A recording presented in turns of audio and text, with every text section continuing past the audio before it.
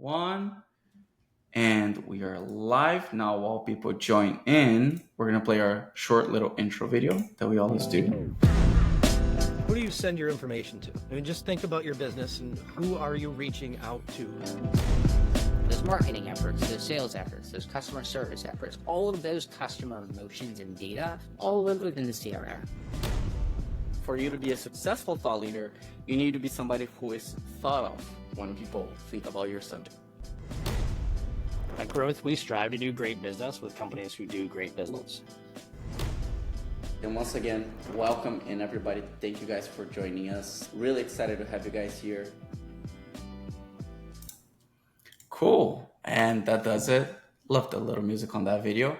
Welcome in everybody. As you guys are joining in, thank you for joining us for another micro lesson. Again, as always, my name is Rick Barcelos. I am the community manager here at Growth and the host of our micro lessons. And with me today, I have Lisa Freitas. She's a good friend. We've known each other for a long time, and she's the digital marketing lead at Talux. She's here to tell us a little bit about some lead nurturing magic on HubSpot. You guys are not here to hear from me, though. You're here for her. So, Lisa, please take it away. Thank you. Thank you, everyone, for joining. And thank you, Rick, for once again inviting me. I was here hosting a webinar back in June, I believe. It was about segmentation techniques in HubSpot. So that's also a very, prominent element really for nurture campaigns. And today we are focusing on essential nurtures. If you're, this is also a concept for nurture. So if you're using any other tool besides HubSpot, you can as well take this as an example. But I will show you how to set it up in HubSpot. So let me first share the screen. And start off by telling you a little bit about myself. So as Rick said, I'm the digital marketing lead at Talux. I'm as well a HubSpot consultant in CRM and marketing automation. I've been working in B2B for about 7 years now. I have a marketing management background, and I love traveling and being out there in the outdoors, especially for us working in a office job. That's super important. So in terms of what you need to expect, or what you should expect out of this webinar today, is I will give you like a quick overview of the main lead nurtures, which for me you should be running or you should consider running in the future. Those are welcome nurtures, engagement-based nurtures, action-triggered nurtures, sales-focused re-engagement, and also event promotion sequences. So I will just give you like a very, very quick overview just to get you in the right mindset. And then I will jump straight to HubSpot and show you some examples that you can take it with you and apply to your own business goals and to your own situation. At the end, I will give you a free resource because we will not, so I'm well aware that we just have about 30 minutes. So I will not have a lot of time to focus on content, but I will provide you with a free resource where you can find email templates that you can then adapt to your own brand voice and message and can help you as well set these nurtures up. All right. So when asking ChatGPT what is a lead nurturing, this is what comes up. It's a strategic, automated series of personalized emails designed to guide prospects through their buyer's journey to deliver content at the right time and relevant content at the right time. This is really what it is, actually, but a lead nurture campaign for me is all about building relationship with your database. You have been working a lot into bringing those people in. Now you have to work to provide value so those people can understand what you offer and how your offering is helping them solve a problem, a challenge they have. And you're doing that by providing value and the right content throughout their customer journey. Now, another thing that is really important, and I think one of the main things why I'm running these email nurture campaigns, is that if you have those leads just hanging around, hanging out in your database and you're doing nothing with them, then you're missing out on valuable data about engagement and behavior that you can use to qualify them further and to understand what they need. So if you don't do anything with them, you will be just limited to some of other touch points like website visits here and there, but you won't have no control really over what gets to them and what kind of message resonates better with them or not. So building relationships by providing good quality value content that eventually will lead them towards a desired action, which is becoming a customer.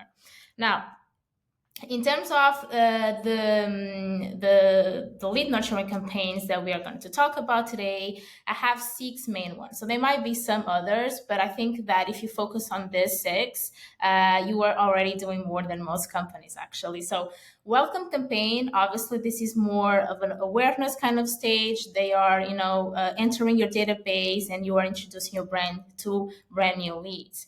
Then engagement-based nurtures is more like middle of the funnel, not necessarily, but I mean, this is triggered by some kind of engagement. Whatever the engagement is, can be low, can be high engagement. So basically adapting your content to how engaged your leads are.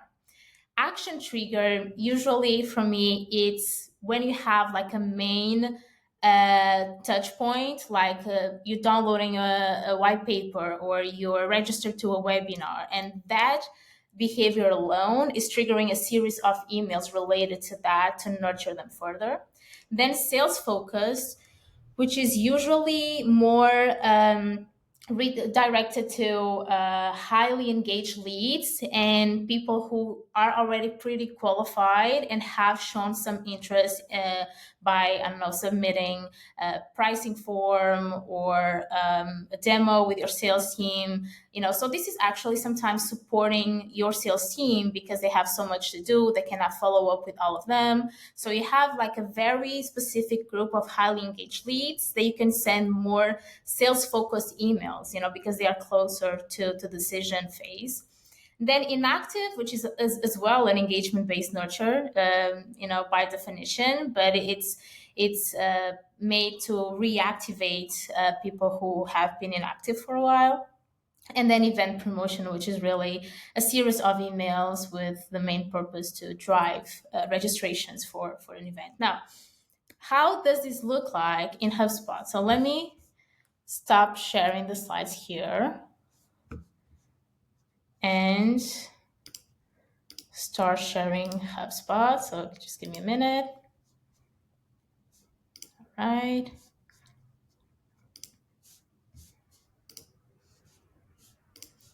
All right, I think I have it. Can you see something? Yeah, exactly. All right, so let's start with this one. Hopefully you can all follow and see it. I pre-built all those 6 so you can see how to set it up and you can have an idea of how that looks like. Now, I will use the first one, a welcome nurture, to go over the main elements that you need to take a look and be aware of when you're creating any nurture campaign in HubSpot. So first of all, in any case, you have an enrollment trigger. And this is what is defining the audience who is enrolling in this workflow and which under conditions. Now, in this case, you have to identify a main entry point of your leads in your website. In this case, it can be a newsletter form or any other form. Another thing that you need to take care of as well. So obviously you have tons of criteria here. So I will probably not have time to go over all of them, but you really can have as criteria anything, like any kind of property under the contact record, or if you're as well doing company, but in this case we are talking about lead nurturing. So any kind of property under the contact object. You can have list membership, workflow enrollment, any marketing interactions from marketing emails to ad interactions. Anything can be used to trigger this kind of programs. Now, to take a look a little bit more into the enrollment trigger rules, here you have some settings. So this is really if you want to turn on this. So enroll when records are merged. So when 2 records are merged, you can decide if the primary email, which by default will not be enrolling, but you can decide if they are enrolling or not. So by default, this is really off. And here in unenrollment, these are exit rules. So this in here is how are your leads being unenrolled, and what are the rules that you are setting for that? First of all, you can create a suppression list. Now, usually for suppression lists, not necessarily in this example, but usually in suppression lists, you have your exclusion email list, which might include bounces, unsubscribes, maybe partners, employees, people that you don't really want to send emails to. You can also filter by a specific property, or even use a standard property in HubSpot. I think it's called original source drill down or something. If you want to automatically exclude all people that are imported into your HubSpot portal, because usually they are imported and you don't have, or you might not have the right permissions to talk with them or something. So for whatever reason, this is possible to create a suppression list. Now, you can as well unenroll contacts if they meet a goal. So in this case, it's not the situation here, because this is a welcome nurture, but you will see later on that, for instance, in an event, you will want to set out a goal that says, okay, if this person registers to this event, I don't want them to receive any more emails. So once they hit this goal, I want them out of the nurture. And another thing is, if they no longer meet the original criteria, enrollment criteria, they are out of the nurture as well.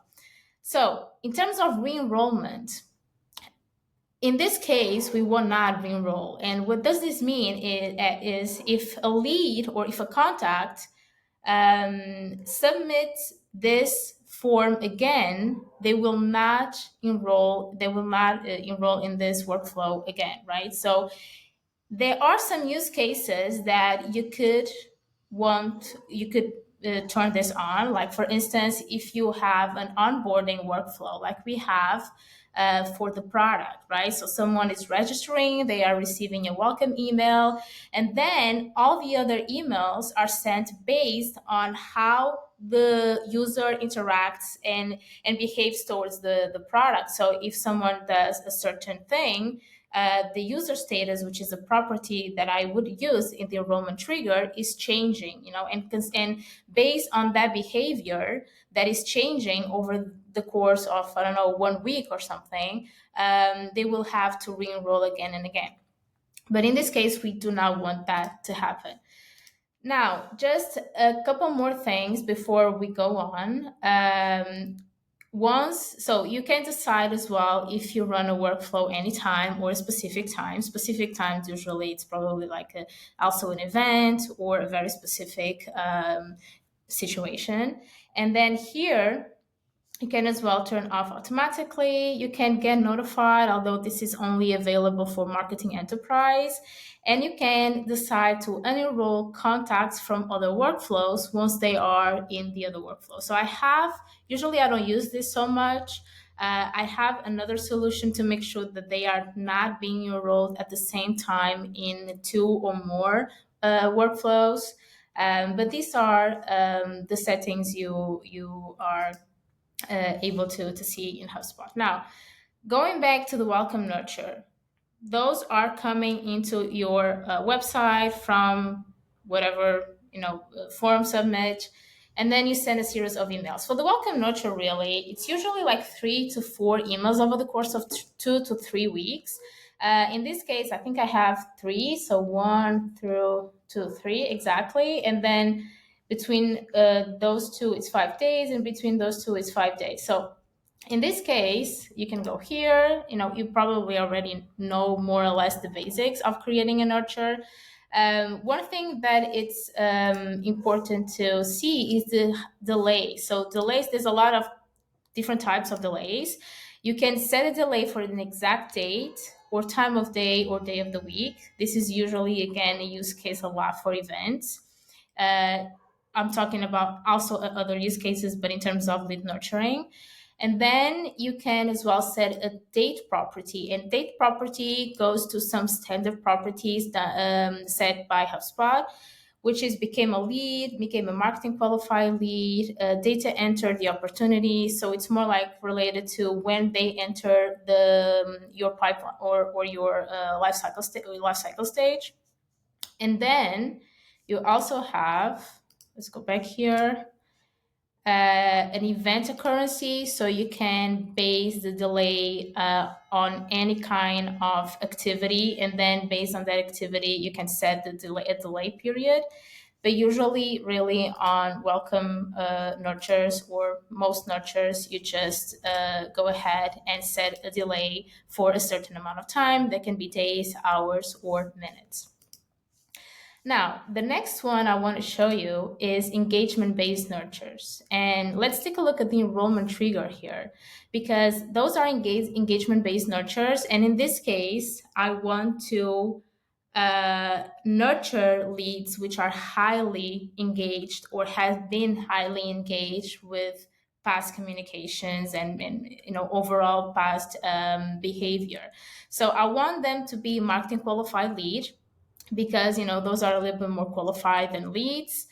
I want them to be part of a list which is combining all my highly engaged leads. This can be a list with the main touch points that you define, like website visits, webinar attendance, email engagement. You can as well use integrations like Talux to have that information, or your normal lead scoring property as well, to set the tone for this nurture. Okay, I want these people to be highly engaged because the content I'm sending afterwards is more suitable for people who know my brand already. Now, then we have here, and this is a very important one, I created this custom property called is being nurtured. And every time someone is going into this nurture, HubSpot is checking if this property is none of yes. So if it's none of yes, it's no, or it's empty, then okay, this lead can enter this nurture. After they enter the nurture, I'm finally setting this property to yes, because then I'm sure, and you will see that at the end, that they will not be enrolling in any other nurture at the same time. And I need to control that somehow, right? Because I don't want them to be receiving tons of things. I want them to go through a journey and end it, and then afterwards, if they match whatever the criteria is for the other workflow, that they get the chance to be enrolling again. Now, I'm setting is being nurtured to yes. Then after 5 days, I'm sending an email. After 6 days, I'm sending another email. After 6 days, I'm sending another email. So this is a engagement based. So it's about 4 to 5 emails across 6 to 7 weeks. And then at the end, I'm saying, okay, now this is over. The workflow is over. I'm setting the is being nurtured, or I'm clearing out the value, right? So here I'm setting yes, and here at the end, I'm clearing the value of is being nurtured. So at the moment, the lead has nothing in that property and is already eligible to enroll in another nurture. Now, if you go here, this is another example of an engagement-based nurture, but it's focusing on reactivating leads.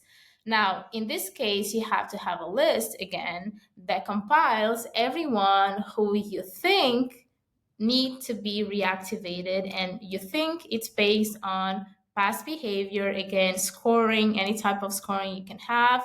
This is important, and this is kind of a last chance for those leads. You're not throwing them away right away. Those leads are inactive. They need to have another run, but a nurture which, they cannot be receiving the same type of content they are receiving here, because here you are already considering that these leads know you very well. And the call to actions will be different. These people need to be re-engaged again. So just remember that they probably don't know nothing about you, or they do know, but they need an extra push to start engaging. And again, I'm using the none of yes to make sure they are not at the same time enrolling in another nurture. Now, I'm showing you the mini panel here because I think it's a great view that you can see everything. Because after I send the first email, I'm opening up a branch. And then in this one here, I'm asking, has any engagement been occur. So basically, after 10 days, does this lead schedule a call in the meantime? Did they fill out the registration form? Did they click on the first email? So any type of engagement, this is where you will ask HubSpot if you can see that or not. If not, okay, then I'm sending a second email as a second chance to those leads. Regardless, at the end of the day or after 10 days, I'm again opening another branch, and then I'm checking where do they stand in terms of engagement. So here I have a score, and I can say, okay, is this lead still with a very, very low score, engagement score? If yes, then I need to do something with them, which can be actually deletion or mark them as non-marketing or do something with that. But if they still keep on being not very engaged, I should not really spend my time on it, because my focus is on really, really potential leads, and that should be the focus for everyone. And again, then afterwards, I'm clearing the value for is being nurtured. Now, the next one here, hopefully I'm not super fast, but the next one here, you're focusing on sales nurtures. Now, these guys here are hot leads. They absolutely demonstrated some kind of very, very obvious engagement or behavior, which tells you that they are closer to making a decision. They just need a little bit push, and marketing can help with that along with sales. So in this kind of nurtures, the emails tend to be a little bit more personal, not so much like marketing emails. You can use like a plain text template or something like that, and actually put your sales rep as signing and sending the email to be a bit more personal. And in this case, again, it's usually like 2 to 3 emails over the course of 2 weeks. And then again, here is being nurtured is clear. So it's basically the same structure as well for here, but the enrollment trigger and the audience is completely different. Now, this one here, it's a little bit more complex. It's as well an engagement-based nurture by definition, but it's based on, which I like to call action trigger. And the action here was downloading a white paper. So now, every time someone downloads a specific white paper, which they need, which they are, and they are part of a list membership if they download a certain white paper. And this is a good example of re-enrollment, because I need them to re-enroll every time if they in a week or two download another white paper. And they will not be receiving the same exact email. So this is actually another topic. So there's a possibility for you to do smart content inside email. So you can have one asset with different type of content that is shown based on list memberships. So every time you do another campaign, you just have to adapt a little bit this workflow in terms of trigger and as well the email assets, but you don't need to create another workflow, and you also don't need to create tons of other emails. Now, in this case here, let me open the mini panel again. You have series of emails being sent. Now here, then you're checking something different. So instead of checking like in the other one an overall engagement, you're checking an engagement directly to the first email. So has this lead opened the first email? If they did, okay, good, I'm sending them a second one, and so on and so forth, and they will be receiving 2 more. If not, then I'm sending them after a while another email, which is a little bit more optimized, has a video, has maybe a better, or, try to do a little bit better subject line, more actionable, so that they open. Then you're here again checking if they did open or not. So if they opened, they go back here and they do email 2, email 3, email 4. If they don't open again, then this person they just wanted the white paper, so they don't want to see nothing more about it for some reason. And there's a possibility for you to enroll them in other nurture. So for me, for example, in our case, someone is downloading a white paper. They are receiving this series of emails. Then after a while, I'm checking here in this branch if they have been ever enrolled in any of my engagement-based nurtures.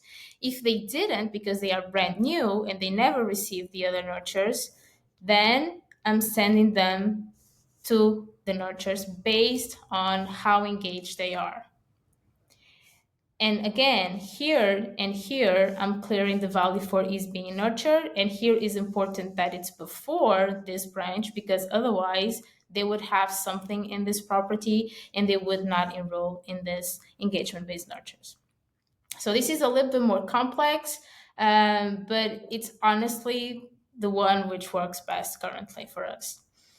And last but not least, you have a series of emails with the goal to drive registrations for an email, for an event, sorry. So basically you could, the type of enrollment trigger usually is a list of participants, or, it's a list of people that you want to have in this webinar or in this event, online or offline. And then you can use a delay here for a specific date and send that invite for a specific date. And then you can set another delay for a specific date also, because you know when that event is going to happen. And then here, usually it opens up automatically this branch, because on the assigned date, they are receiving the email that they should receive.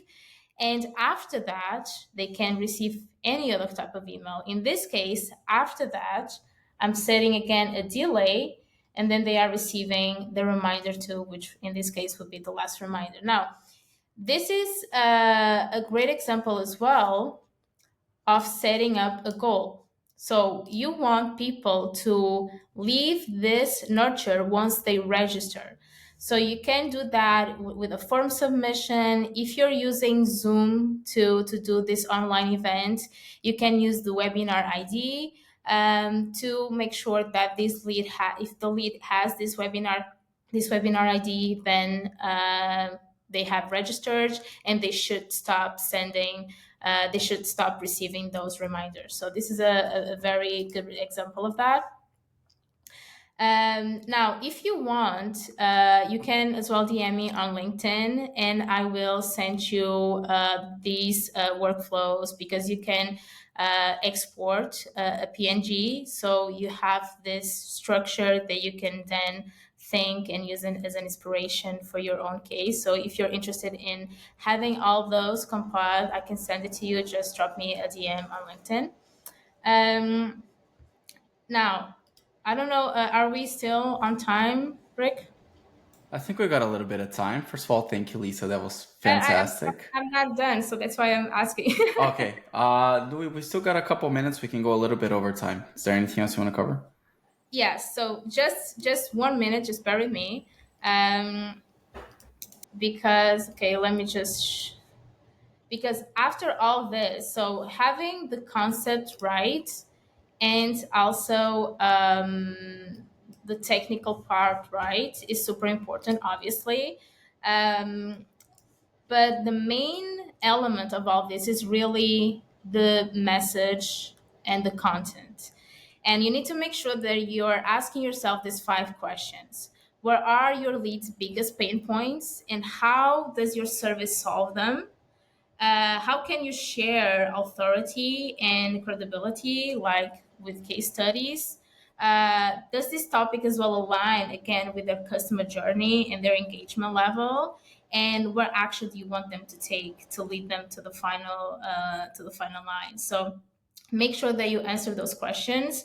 And another thing also super important is try to establish some kind of internal feedback process between marketing, sales, and customer service, because sales is talking with your soon-to-be customers, so they know what triggers them to buy.